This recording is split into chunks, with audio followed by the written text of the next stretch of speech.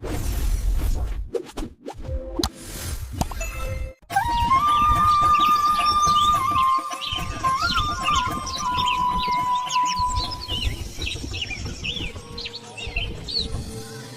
टूटी हुई झोपड़ी जिसके छप्पर में इतने छेद थे कि रात को तारे गिनने के लिए बाहर निकलने की जरूरत नहीं पड़ती थी। इसी झोपड़ी में रहते थे दो अनाथ भाई राजू और श्यामू। सुबह उनके लिए सूरज नहीं भूख लेकर आती थी। कभी मजदूरी मिल जाती तो चूल्हा जलता।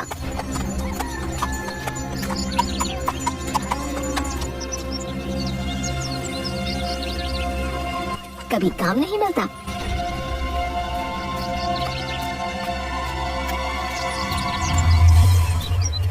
तो चूल्हा भी सूना रहता।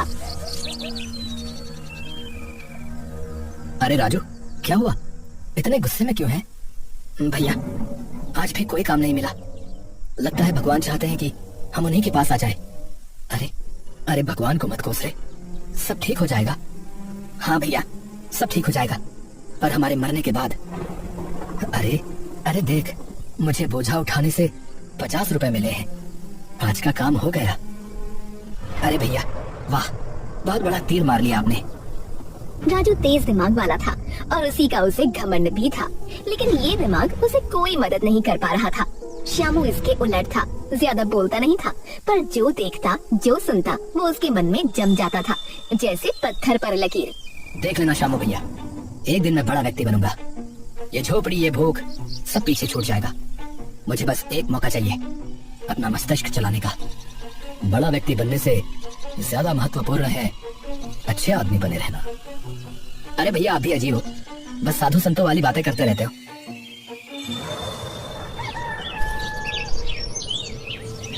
अगले दिन सुबह दोनों झोपड़ी से निकल पड़े।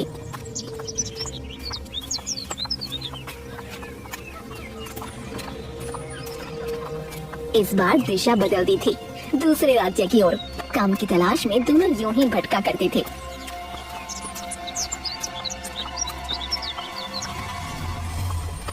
अगर आज कुछ ना हुआ ना तो वहीं के वहीं प्राण त्याग दूंगा, बता रहा हूँ।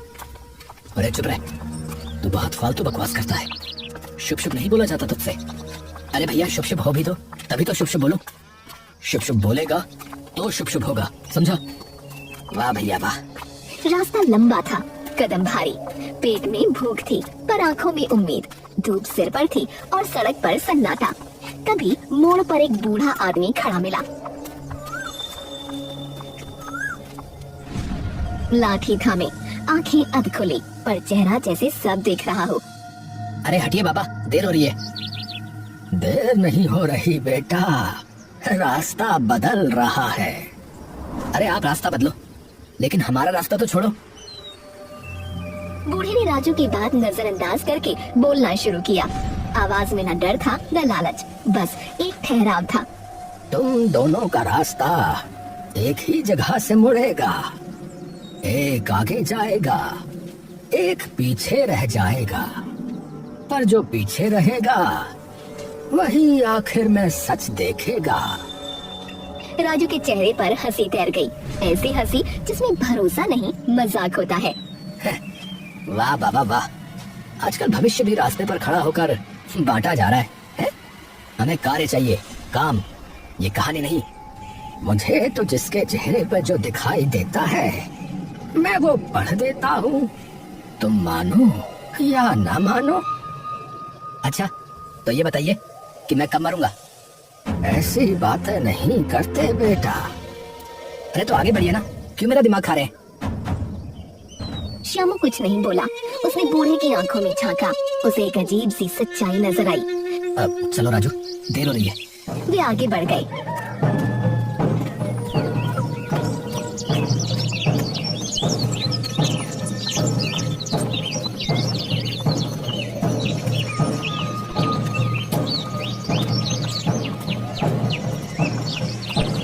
पीछे बूढ़ा रह गया, पर उसकी बात दोनों के दिमाग में चलती रही। एक आगे जाएगा, एक पीछे रह जाएगा।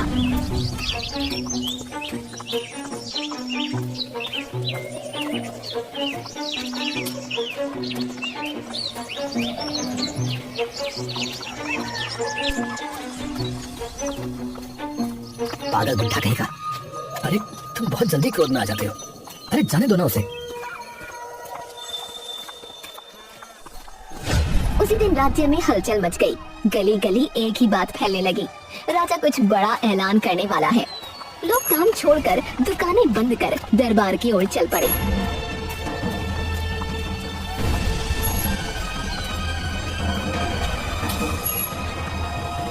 अरे अरे भाई सुना है इनाम मिलेगा। है क्या कहा इनाम? अरे हाँ भैया इनाम। मैंने तो सुना है राजा खुद परेशान है। अरे भाई सुना है जो समझदार निकलेगा उसकी किस्मत ही बदल जाएगी भैया। हाँ दरवाजे के बाहर भीड़ जमा थी। भीतर राजा धनंजय सिंहासन पर बैठे थे, चेहरे पर चिंता, आंखों में गुस्सा। मंत्री और सेनापति दोनों किनारे खड़े थे। मेरे राज्य में कुछ ऐसी घटनाएं घटित हुई हैं जिनका सत्य सामने आना अति आवश्यक है। जो व्यक्ति भी ये मानता है कि उसके पास बुद्धि है वो आगे आए। जो सत्य तक पहुंचेगा उसे धन मिलेगा, इतना धन कि उसकी 7 पुश्तें बैठकर खाएंगी। परंतु जिसने मेरा समय अनावश्यक रूप से बर्बाद किया वो मारा जाएगा। इसलिए सोच समझ कर आना। राजू की आंखों में चमक आ गई। यही मौका था, यही वो दिन जिसका सपना वो रातों में देखता था। देखा श्यामू भैया, ये मौका मेरे लिए ही है। अब आप देखना मेरे दिमाग का कमाल। अरे पर सोच के तो देखो, राजा स्वयं क्यों नहीं ढूंढ रहे ये सच? उनके पास क्या कमी है जो वो जनता से सहायता ले रहे हैं? अरे भैया आपको क्या है, मुंह बंद रखिए आप।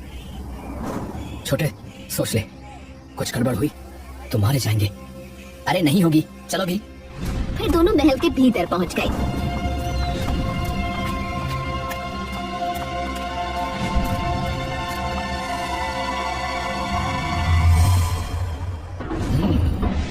तो तुम दोनों को लगता है कि तुम अति बुद्धिमान हो? लगता नहीं, हम हैं। आप प्रश्न करिए। चलो ठीक है, तो सुनो। राज्य की सीमा पर एक खेत जला मिला, परंतु अजीब बात ये थी कि अग्नि सिर्फ बीच में ही लगी थी, किनारे जस के तस थे। दरबार में सन्नाटा फैल गया। फिर मंत्री बोला, और वहाँ ये पहेली मिली है, जहाँ से सूरज नहीं उगता वहीं से सत्य का रास्ता प्रारंभ होता है, और मैं भी वहीं कहीं हूँ। दोनों पहेली सुनकर सोच में पड़ गए। राजू जमीन पर झुक गया, उंगलियों से काल्पनिक रेखाएं खींचने लगा। दिशा, हवा, दूरी, समय सब उसके दिमाग में घूमने लगे। श्यामू ने आंखें बंद की, खेत की तस्वीर मन में रखी, फिर बोला, हो सकता है किसी ने जानबूझकर मात्र बीच में जलाया हो, ताकि दिखाया जा सके कि ये कोई दुर्घटना नहीं। तुम पहेली का अर्थ बताओ, ये हमें ज्ञात है। दरबार में फुसफुसाहट हुई। राजा ने राजू की ओर देखा।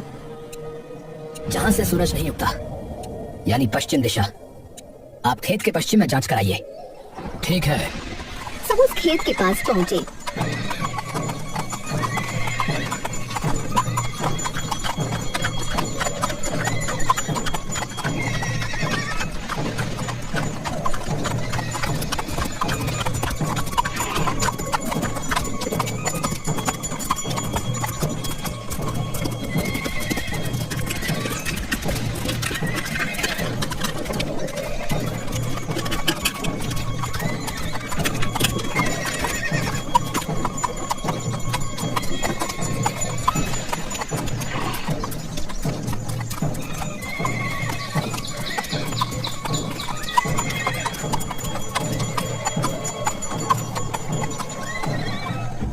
राजू देखते ही बोला, पश्चिम में तो ये पुराना मील पत्थर है, इसे हटाओ। उसे हटाया गया तो उसके नीचे से एक पन्ना मिला जिस पर लिखा था, पहली पहेली सुलझ गई। लगता है महाराज आपको कोई समझदार इंसान आखिर मिल ही गया। ये कैसा हास्य है? हमारे साथ ये सब करने का दुस्साहस किसने किया? यदि एक बार मिल जाए तो सर धड़ से अलग करा दिया जाए।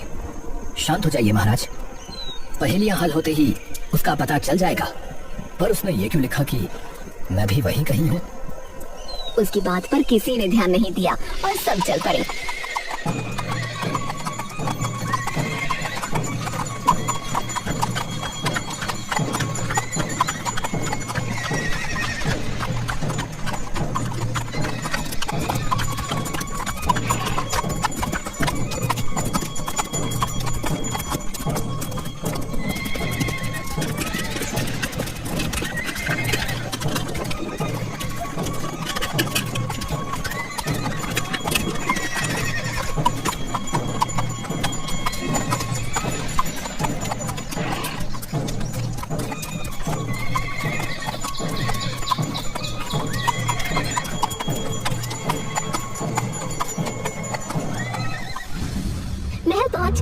दूसरी घटना राजा ने सुना। राजमहल के भीतर एक जीव मरा मिला, बंद कमरे में, बिना रक्त के, और उसके साथ पहेली थी। जो रक्षा के लिए होता है वही बंधन बन जाता है। डरो मत, उत्तर दो। डरो मत, उत्तर दो। ऐसा क्यों लिखा है? राजू ने पल भर नहीं लगाया और चिल्ला पड़ा। ताला, ताला, ताला वैसे तो सुरक्षा के लिए होता है, पर आपको कहीं बंद कर लिया जाए तो कैद बन जाता है। पर यहाँ ताले का क्या अर्थ? तुम भी कुछ सोच लो श्यामू, या सब कुछ राजू ही करेगा? लगता है तुम मात्र मेरा समय बर्बाद करने आए हो। नहीं महाराज, अगर ताला सही उत्तर है तो हमें कोई ताला खोलना होगा जो रक्षा के लिए भी हो और बंधन भी बन जाता हो। अरे देखो, अरे इस जीव के गले में कड़ी और ताला है, इसे खोलो। हाँ, पर ताले की चाबी कहाँ है? सब चाबी ढूंढने लगे, लेकिन श्यामू ने ताला हिलाया और उसकी चाबी वाली जगह से एक पर्चा निकला जिस पर लिखा था, अगर ये पढ़ रहे हो मतलब पहेली हल हो चुकी है। अरे यार, ये श्यामू को कैसे मिल गया? अति उत्तम, परंतु अभी तक ये करने वाले का कोई पता नहीं चला। पता चल जाएगा महाराज, आप अगली पहेली बताइए।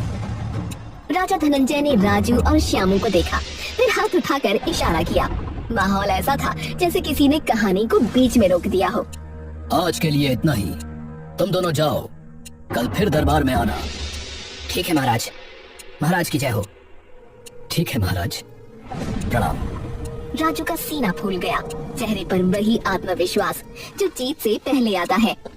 श्यामू ने सर झुकाया और चुपचाप बाहर की ओर चल पड़ा। शाम को वो उसी टूटी झोपड़ी में थे। राजू बस शेख ही बघाड़ने में लगा था। देखा आज मैंने कितना अच्छा किया। कल तो खेल ही समाप्त हो जाएगा।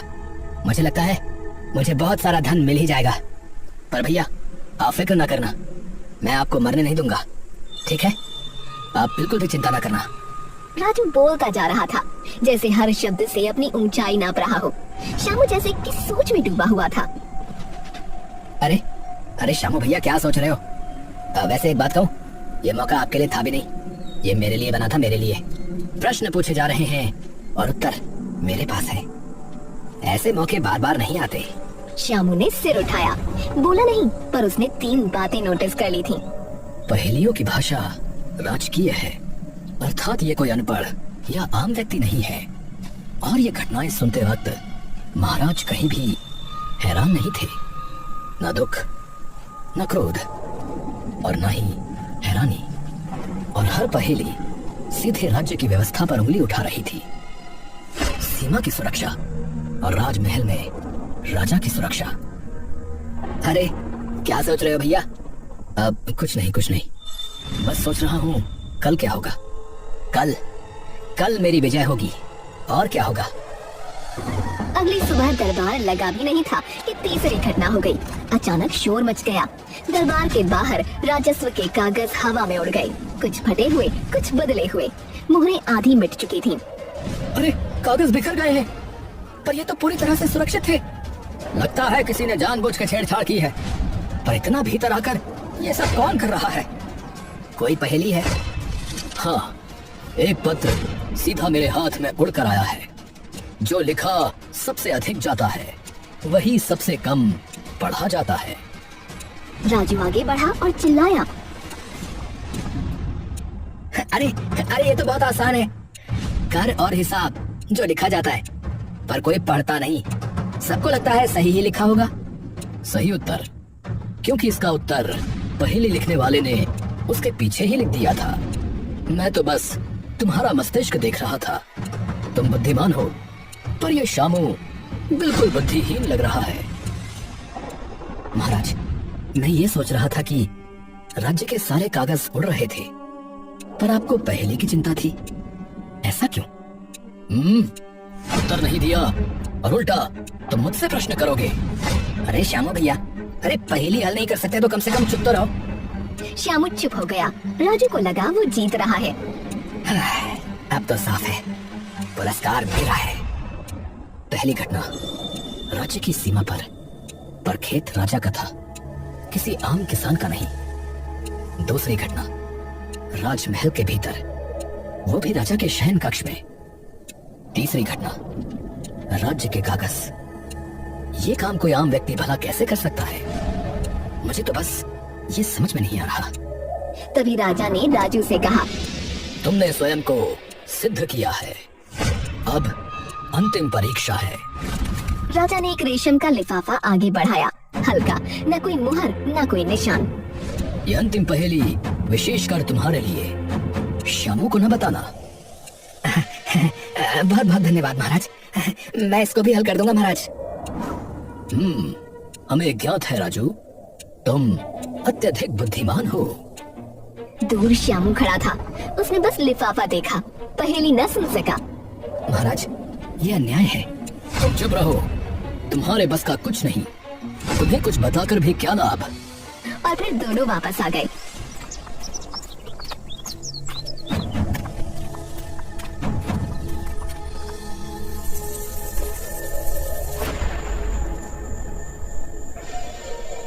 उस रात श्यामू सो नहीं सका, झोपड़ी में अंधेरा था,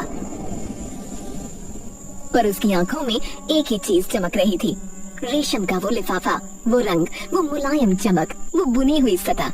उसने शब्द नहीं देखे थे, पर लिफाफे को देखा था, और वही देखना काफी था। रेशम हर किसी के बस का नहीं होता, मैं ये जानता हूँ। बाजार का रेशम अलग होता है, थोड़ा कड़ा, थोड़ा चमकीला, पर वो लिफाफा वैसा नहीं था। वो ठीक वैसा था जैसा राजमहल के भीतर पहना जाता है, जैसे शाही कपड़ों से काटा गया हो। अरे क्या सोच रहे हो श्यामू भैया? अगर पहेली पूछना चाहते हो तो भूल जाओ, मैं कुछ नहीं बताऊंगा। नहीं नहीं, मैं नहीं जानना चाहता। फिर उसे एक और बात याद आई। उस लिफाफे पर कुछ लिखा नहीं था, शब्द उभरे हुए थे, स्याही से नहीं, धागे से। वो कला, वो तकनीक, वो सिर्फ राजकीय कारखाने में होती है, जहां शाही पत्र, राजादेश और मोहरें बनती हैं। आम व्यक्ति के पास न वो हुनर होता है और न ही वो अनुमति। श्यामू करवट बदलता रहा। पहली घटना याद आई, सीमा पर जला खेत, पर वो खेत राजा का था। दूसरी घटना, महल के भीतर शयन कक्ष में। तीसरी, राजस्व के कागज। हर बार नुकसान हुआ, परंतु महाराज, हम जैसे व्यक्तियों से पहेलियां सुलझवा रहे हैं। मुझे लेश मात्र भी यकीन नहीं हो रहा। कल मैं धनी होने वाला हूँ, ये सोच सोचकर मुझे नींद ही नहीं आ रही। अरे श्यामू भैया, मैं कहीं पागल ना हो जाऊं प्रसन्नता से। नहीं होगा, अत्यधिक मत सोचो, चलो सो जाओ।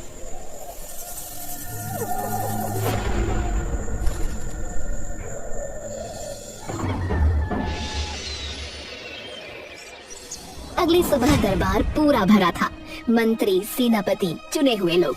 राजा धनंजय सिंहासन पर बैठे थे, शांत, स्थिर, जैसे पहले से जानते हो कि अब क्या होगा। सामने राजू और श्यामू खड़े थे। राजू आखिरी पहेली का जवाब दे चुका था। अब जब सारी पहेलियां सुलझा ली गई हैं, तो ये बताओ, ये सब किसने किया? अपराधी को मेरे सामने प्रस्तुत करो राजू। राजू का दिल तेज धड़कने लगा। जवाब उसके पास थे, संकेत भी, पर नाम पर उसका दिमाग रुक गया। उसने इधर उधर देखा, फिर नीचे। मैंने पहेलियां हल की हैं, पर ये करने वाला कौन है? मुझे नहीं पता। ऐसा तो कोई साक्षी नहीं मिला। राजू चुप हो गया और दरबार में सन्नाटा छा गया। क्या कहा? तो मैं तुम दोनों को मृत्यु के घाट उतार दूंगा। सबसे महत्वपूर्ण बात थी अपराधी का पता लगाना। उसका तो तुमने कुछ नहीं किया, मात्र पहेलियां ही बूझते रहे। अरे पर महाराज। चुप रहो। तभी श्यामू आगे बढ़ा। राजू ने उसे रोकना चाहा, पर वो रुका नहीं। ये सब स्वयं महाराज ने ही किया है। दरबार जैसे हिल गया। अरे ये क्या दुस्साहस है? अरे राजा पर इल्जाम। अरे ये क्या हो गया? अरे भाई, ये क्या कह दिया? जब कुछ समझ में ना आए तो महाराज पर उंगली उठा दी। सेनापति का हाथ तलवार के हत्थे पर चला गया। संभल कर बोलो। राजा ने हाथ उठाया, एक इशारा, शोर थम गया। उनकी आंखें श्यामू पर टिक गईं। तुम्हें मुझ पर शक क्यों है? क्योंकि जो मैंने देखा वो किसी और के बस का नहीं था। आपके अपने स्वयं के खेत में आग, आपके शयन कक्ष में मरा हुआ जीव, राज्य के पत्रों का निकलकर उड़ने लगना, और फिर अंत में ये रेशम का लिफाफा, गुदे हुए शब्द। ये कला मात्र राजकीय कारखाने में होती है। आम व्यक्ति के पास न साधन है न अधिकार। तो तुम कहना क्या चाह रहे हो? क्या पता किसी ने चोरी की हो? नहीं, जैसे आपने इस बात की परवाह ही नहीं की कि वो लिफाफा रेशम का है, उसी से समझ में आ गया कि वो आपने स्वयं बनवाया है महाराज। अच्छा, तुम बहुत अधिक नहीं बोल रहे हो। मैं तुम्हारी गर्दन धड़ से अलग कर दूंगा। नहीं सेनापति, रुक जाइए। ये बालक सही कह रहा है। क्या? राजा के चेहरे पर एक हल्की मुस्कान आ गई। तुमने सब सत्य कहा श्यामू। क्या? ये सब मैंने ही किया था। लोग संग रह गए। मेरा कोई पुत्र नहीं है, पर मुझे ऐसा उत्तराधिकारी चाहिए था जो इतना बुद्धिमान हो, जो मेरी तरह बारीकियों को पकड़ सके। उन्होंने राजू की ओर देखा। राजू, तुमने हर पहेली हल की। तुम्हारी बुद्धि तीव्र है। मैंने जो वचन दिया था वो निभाया जाए, पर श्यामू ने उन पहेलियों को देने वाले को समझा। राज्य को ऐसे ही राजा की आवश्यकता होती है। हे भगवान, ये क्या हो गया? अर्थात मैं राजा बनूंगा। बनोगे नहीं पुत्र, बन गए। मेरे साथ साथ अब से तुम भी राजपाट संभालोगे, और मेरे जाने के बाद मात्र तुम। राजू को धन मिला और श्यामू को राज्य के राजा का पद। जहाँ कभी एक बूढ़ा ज्योतिष खड़ा था, उसकी बात पूरी तरह सच हो गई।